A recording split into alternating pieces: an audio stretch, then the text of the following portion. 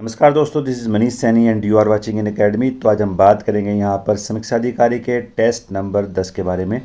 हम यहाँ पर जीएस और साथ साथ करंट अफेयर का भी पोर्शन यहाँ पर कवर करके चल रहे हैं। 2016 वाला जो एग्ज़ाम हुआ था आर ओ के लिए, उसका हमने यहाँ पर पेपर सोल्व किया है, प्री और मेंस दोनों का। आप जाके एक बार चेक कर सकते हैं। डिस्क्रिप्शन में उसका लिंक भी है, आपकी तैयारी किस दिशा में चल रही है। लास्ट ईयर के पेपर देखने से आपको यही फ़ायदा यहाँ पर मिलता है। तो दोनों ही पोर्शन कवर करेंगे, साथ साथ करंट अफेयर भी हम अभी साथ साथ लेकर चल रहे हैं, ताकि पेपर के नज़दीक जब आता है तो वहाँ पर आपका कोई प्रेशर ना हो। You can also join us on Telegram. Telegram पर जो हमारा चैनल है वो इन एकेडमी के नाम से है। लिंक आपको डिस्क्रिप्शन में मिल जाएगा, आप वहाँ से हमको ज्वाइन भी कर सकते हैं। तो चलते हैं पहले प्रश्न की तरफ। चैनल पे नए हैं तो प्लीज़ सब्सक्राइब करें, अपने दोस्तों के साथ शेयर करें। पहला जो हमारे पास यहाँ पर प्रश्न है कि कौन सा राजा बुद्ध और महावीर के समकालीन थे। सेंस जो हमारे पास होगा वो होगा यहाँ पर बिंबिसार। बिंबिसार जो है वो हर्यक वंश का राजा था, और ये बुद्ध और महावीर दोनों के समकालीन हमें देखने को मिलता है। जैन ग्रंथों की बात करते हैं, जो महावीर का जो शिष्य था, और जबकि बौद्ध ग्रंथों के अनुसार वह ज्ञान प्राप्त करने के लिए गौतम बुद्ध से मिला था। गौतम बुद्ध ने उसकी राजधानी पर घूमने का वादा किया था, और उसका जो पीरियड रहा था वो 544 ईस्वी से 493 ईस्वी के आसपास आपको देखने को मिलता है। चलते हैं नेक्स्ट प्रश्न की तरफ। चैनल पर नए हैं तो प्लीज़ सब्सक्राइब करें। नेक्स्ट प्रश्न हमारे पास एग्जाम के पॉइंट ऑफ व्यू से महत्वपूर्ण प्रश्न है। ऐहोल अभिलेख निम्न में से किसका है। सेंस जो हमारे पास होगा वो होगा यहाँ पर पुलकेशिन द्वितीय। ये अभिलेख पुलकेशिन द्वितीय का है। नेक्स्ट प्रश्न की बात करते हैं। नेक्स्ट प्रश्न जो हमारे पास है वो है कि यहाँ पर कि गुप्तकालीन राजकीय कानून माना जाता है, तो माना जाता है यहाँ पर याज्ञवल्क्य स्मृति से। सेंस जो हमारे पास होगा वो होगा यहाँ पर बी। जो हमारे पास यहाँ पर गुप्तास पीरियड है, तो सबसे पहले अगर हम बात करते हैं, जो गुप्त वंश का जिसकी स्थापना की थी वो थे यहाँ पर श्रीगुप्त। श्रीगुप्त ने गुप्त वंश की यहाँ पर स्थापना करी, और याज्ञवल्क्य स्मृति में पहली बार जो है कायस्थों का भी वर्णन देखने को मिलता है। एग्जाम में ये प्रश्न भी कई बार पूछा गया है कि कायस्थों का सबसे पहले बार वर्णन कहाँ देखने को मिलता है, तो वो मिलता है यहाँ पर याज्ञवल्क्य स्मृति में। सेंस जो हमारे पास होगा वो होगा यहाँ पर बी। चलते हैं नेक्स्ट प्रश्न की तरफ। नेक्स्ट प्रश्न जो हमारे पास है यहाँ पर कि कल्पसूत्र में किस विषय का वर्णन किया गया है। हम बात करते हैं कल्पसूत्र के बारे में, तो यहाँ पर उपरोक्त सभी का वर्णन किया गया है। यहाँ पर यज्ञ, परिवार, वर्ण और आश्रम सभी के बारे में बताया गया है। अगर हम बात करते हैं कल्पसूत्र के जो रचयिता थे वो थे यहाँ पर भद्रबाहु। भद्रबाहु ने इसकी रचना यहाँ पर की थी। चलते हैं नेक्स्ट प्रश्न की तरफ। नेक्स्ट प्रश्न जो हमारे पास है यहाँ पर कि अलाउद्दीन खिलजी ने बाजार नियंत्रण व्यवस्था के बारे में कौन सा यहाँ पर सत्य है। सबसे पहले बात करते हैं यहाँ पर कि जो हमारे पास ऑप्शंस है कि कीमत नियंत्रण लगभग पूरे बाजार पर विनियमित किए गए थे, और अलाउद्दीन खिलजी की मृत्यु के बाद यह खत्म हो गया था।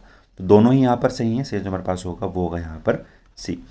अगर हम बात करते हैं यहाँ पर जो बाजार नियंत्रण जो व्यवस्था खिलजी के द्वारा की गई थी, वो ये की गई थी कि जिस क्षेत्र में सैनिक व्यवस्था को लागू करने की बात थी, ताकि कम कीमत पर भी यहाँ पर जो सैनिक हैं उनको उनकी जो बेसिक नीड है वो उनकी यहाँ पर पूरी हो सके, उनको बढ़े हुए मूल्य यहाँ पर ना मिले। तो इसी वजह से बाजार पर कीमत नियंत्रण यहाँ पर खिलजी व्यवस्था ने लागू किया था, और अलाउद्दीन खिलजी ने ये यहाँ पर चलाया था। चलते हैं नेक्स्ट प्रश्न की तरफ। नेक्स्ट प्रश्न जो हमारे पास है यहाँ पर कि मध्यकाल की एकमात्र मुस्लिम महिला सम्राट रजिया सुल्तान किसकी पुत्री थी। सही आंसर जो हमारे पास होगा वो होगा यहाँ पर इल्तुतमिश। सही आंसर हमारे पास यहाँ पर भी इल्तुतमिश ने की जो पुत्री थी वो थी यहाँ पर रजिया सुल्तान, और ये पूरे मध्यकाल भारत की एकमात्र महिला शासक थी। इनकी जो पोशाक थी वो पुरुषों के समान थी, जिसकी वजह से इनके जो खलीफा थे, जो खलीफा और जो कट्टर मुस्लिम थे, वो इनसे यहाँ पर नाराज भी हो चुके थे, और इनको पदस्थ करने में खलीफाओं ने एक अच्छी खासी भूमिका यहाँ पर निभाई थी। तो अगर हम बात करते हैं यहाँ पर जो मध्यकाल की बात करते हैं तो मध्यकाल में यहाँ पर गुलाम वंश था, और गुलाम वंश के शासकों में से ही यहाँ पर सबसे पहली बार जो कुतुबुद्दीन ऐबक था वो जो है शासक बना। उसके बाद अगर हम बात करते हैं, कुछ समय के लिए आराम शाह भी बना, और आराम शाह की हत्या करके ही इल्तुतमिश जो है राजा बना था। और इल्तुतमिश के बाद उसका जो पुत्र था रुकनुद्दीन फिरोज, वो गद्दी पर बैठा, वो अयोग्य था। उसको हटाने के बाद जो है फिर रजिया सुल्तान जो है शासक बनी थी। थोड़े बहुत समय के लिए इसने यहाँ पर शासन किया, तो गुलाम वंश से ये संबंधित थी। चलते हैं नेक्स्ट प्रश्न की तरफ। नेक्स्ट प्रश्न जो हमारे पास है यहाँ पर कि किस चोल राजा ने मालद्वीप को जीता था? तो सेंसर हमारे पास होगा, वो होगा यहाँ पर राजराज चोल प्रथम। सेंसर हमारे पास यहाँ पर ए।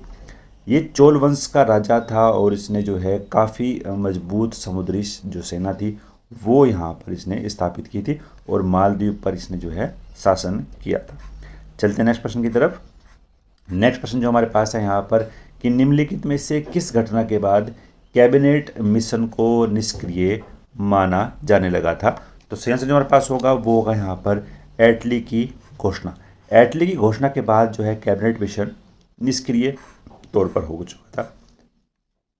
बात करते हैं यहाँ पर जो एटली की घोषणा थी वो 20 फरवरी 1947 को हाउस ऑफ कॉमन्स में घोषणा की गई कि हम जो है शक्तियों का जो हस्तांतरण है वो ब्रिटिश भारत के छोड़ने के बाद यहाँ पर करेंगे, और यह प्रक्रिया जून 1948 से पहले पूरी की जाएगी। तो ये जो है घोषणा की थी एटली ने 1947 में, और जो कैबिनेट मिशन आया था वो 1946 में आया था, और इस घोषणा के बाद ही यहाँ पर कैबिनेट मिशन की जो घोषणा थी वो निष्क्रिय हो चुकी थी।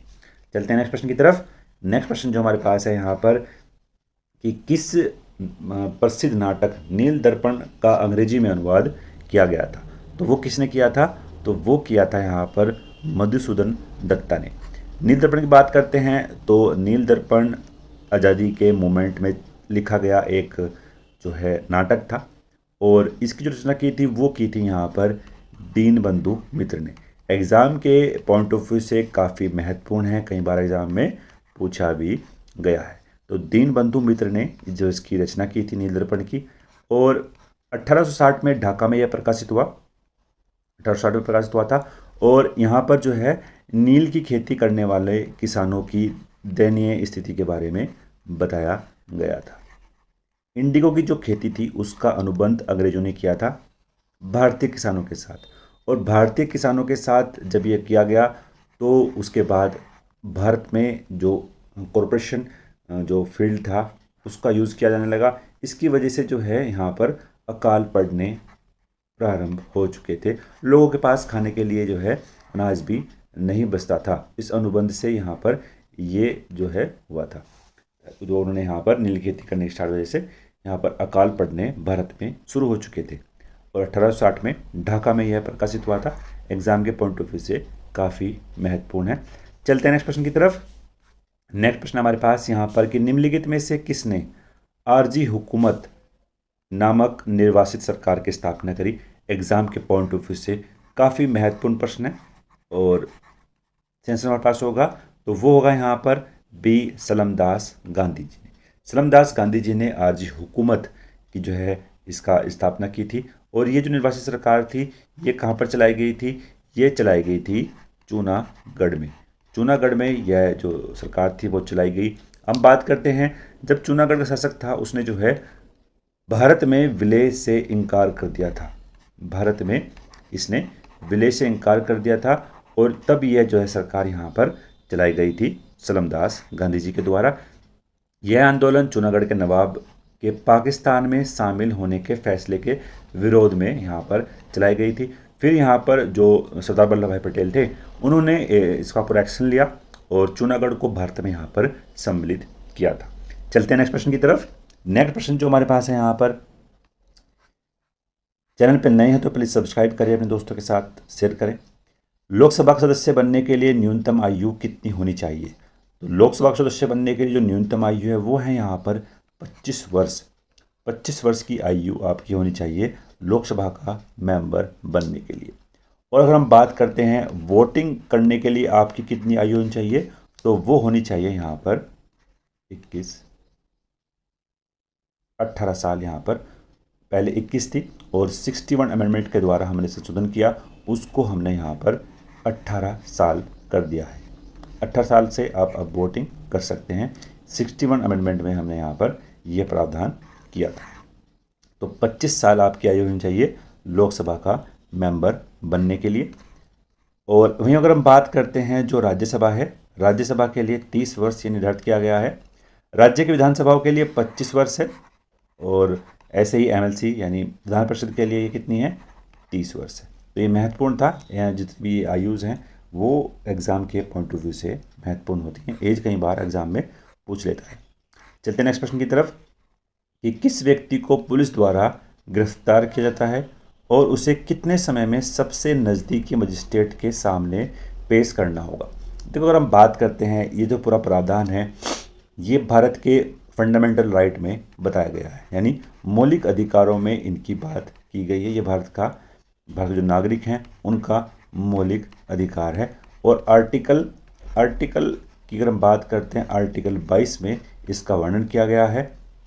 और 24 घंटे के अंदर जो है जो व्यक्ति हमने गिरफ्तार किया है उसको पुलिस के समक्ष जो है, जो कोर्ट के समक्ष जो है पेश करती है पुलिस। तो 22 आर्टिकल में पूरी बात कही गई है। और को क्या बात इसमें कही गई है, तो पहले अगर हम बात करते हैं कि किसी व्यक्ति को बिना कारण बताए गिरफ्तार नहीं किया जा सकता, यानी गिरफ्तार जो किया हुआ व्यक्ति है उसको पहले आपको गिरफ्तार करने का कारण यहाँ पर बताना होगा।